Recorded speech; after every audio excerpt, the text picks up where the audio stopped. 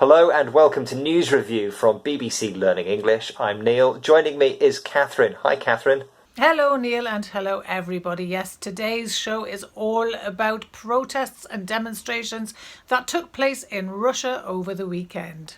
If you'd like to test yourself on the vocabulary you learn in this programme, there's a quiz on our website at bbclearningenglish.com. Now let's find out some more about the story from this BBC News report. In the freezing cold, out they came. Thousands of protesters taking to the streets to demand change. In Vladivostok, in the far east of the country, there were scuffles with police as they tried to disrupt protests the Kremlin says are illegal. Putin is a thief, they shouted. Freedom to Navalny. So, Alexei Navalny, the high-profile critic of Vladimir Putin, returned to Russia just over a week ago. He was arrested when he arrived in the country, and protesters have come out onto the streets of Russia in response to his requests for demonstrations. Now, these protests have taken place in hundreds of locations around the country. In Moscow, the riot police were out. They beat and dragged away some of the demonstrators. Observers are saying these are the largest protests that have happened in the country for about 10 years. Okay, some really interesting language being used in the headlines around this story. You've found 3. What have you got, Catherine? Yes, we have spell the end, downplays and echoes. Spell the end, downplays and echoes. So let's start then with your first headline, please.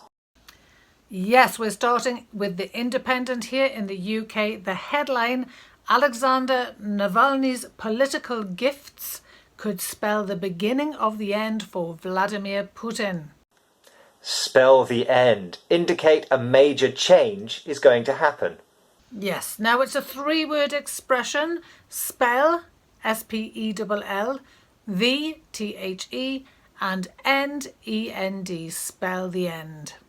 Okay, well, the first word there is spell, which is something that you have just done. And the effect of spelling something is to make it really clear, isn't it? Exactly that, yes. When you spell out a word, you say those letters that make up the word one by one, so it's really clear how you actually make that word. And if something spells the end for something, it makes it very, very clear that this thing is going to finish or come to an end. Yes, and we use the preposition for, don't we, in this expression? Yeah, something can spell the end for something else. One event can make it clear that another situation will finish. So, for example, it is hoped by millions of people that the development of vaccines for coronavirus will spell the end for the pandemic. Yes, that's a really good example. Yes, the pandemic has been going on for a while. There is lots of hope that the vaccines will bring the pandemic to an end, that the vaccines will spell an end for the pandemic. Likewise, electric cars may well spell the end for the petrol engine. Another good example, yep.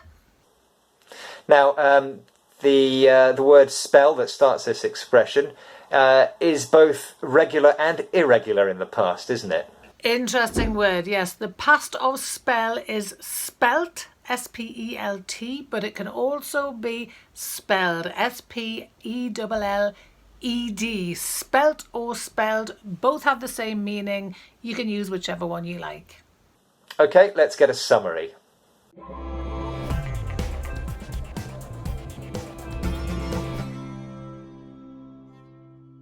If you are interested in stories about protests, we have another one, haven't we, Catherine? We do. This is an archive story about protests in Belarus. If you want to see that story, just click the link. Okay, now your second headline, please. And we're right here at the BBC for this one. The headline, Russia Navalny protests. Kremlin hits out at West as it downplays rallies. Downplays. Makes something seem less important than it is.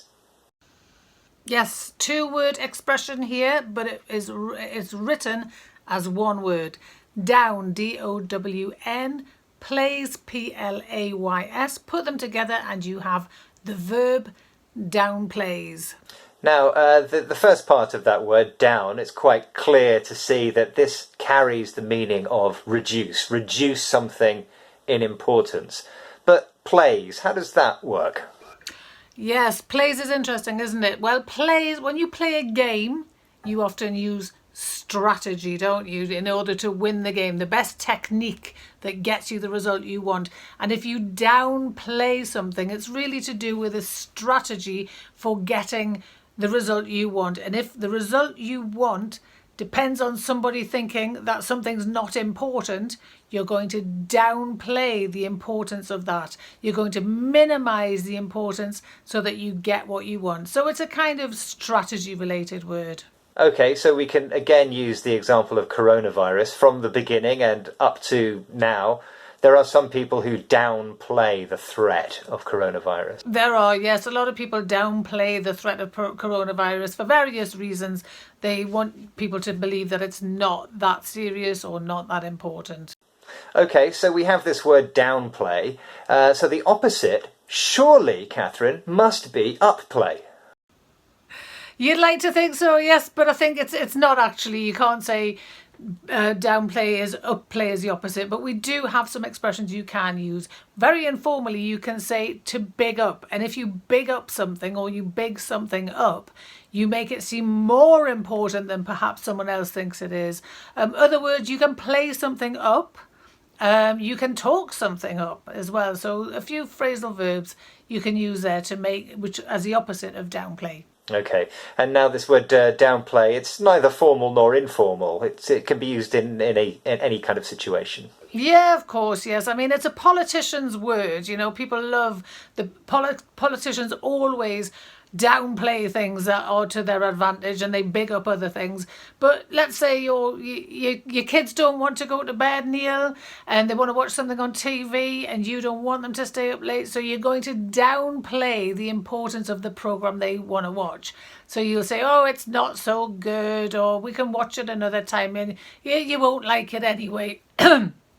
It's a way of downplaying something to get the result you want. Yeah, and they will never forgive me. Okay, let's get a summary.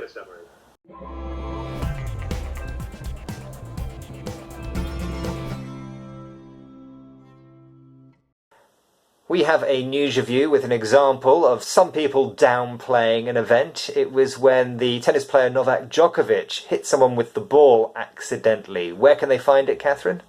You can find it by clicking the link. I should say Djokovic didn't actually downplay the incident himself. He was very apologetic about hitting somebody with a tennis ball, but other people did downplay it. So click the link and you find out more. Absolutely. Okay, let's move on to our next headline, please. And in the UK with the Financial Times, this headline, echoes of Belarus in Russia's Navalny protests.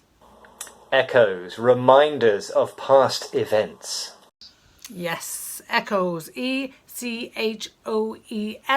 This is a noun. It can also be a verb. Neil, if you go into a very, very large room with a high ceiling, no doors, all the doors are closed, and you shout, news review! What will you hear? News review. Yes, I hear echoes. You do. It's the sound being repeated and repeated, exactly the same sound again and again. A lovely natural phenomenon is the echo, and we're using it here to describe when an event appears to happen again, or it's a reminder of a previous event. It's very similar to something that happened in the past.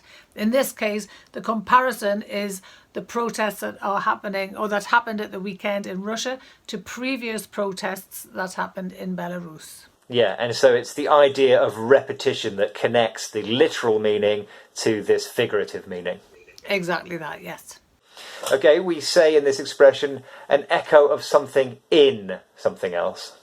You do, yes. It can be an echo of one thing in something else. So 80s pop music, for example. I know you're a big fan, aren't you, Neil, of 80s pop music? Well, I grew up with it. And some people say you can hear echoes of that pop music, 80s music, in some of today's pop music. You can. There are definitely echoes of 80s pop in some of the current output by some of the bands around today. And it means reminders of that music, certain things in the music which make you remember or sound similar to music from the past. And this figurative use of echo can also be used as a verb. So we can say that someone echoes someone's opinion. It means they repeat their opinion. Yes, absolutely. And we could also talk about echo chambers. And an echo chamber is a forum or an arena, especially on social media, where you only talk to people who share your opinions and share your views. So you don't listen to, or you don't become exposed to opposite or different ideas and views, and therefore your ideas get stronger because you only speak to people with the same ideas as you. An echo chamber. That idea of repetition again. Yeah. Okay, let's have a summary.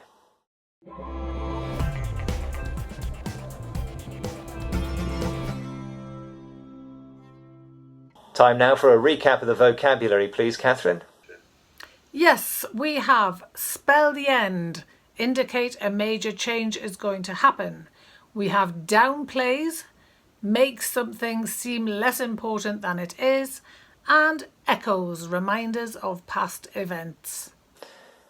Don't forget to test yourself on the vocabulary. There's a quiz on our website, bbclearningenglish.com, and we are all over social media. Thanks for joining us. See you next time and stay safe. Bye. Goodbye.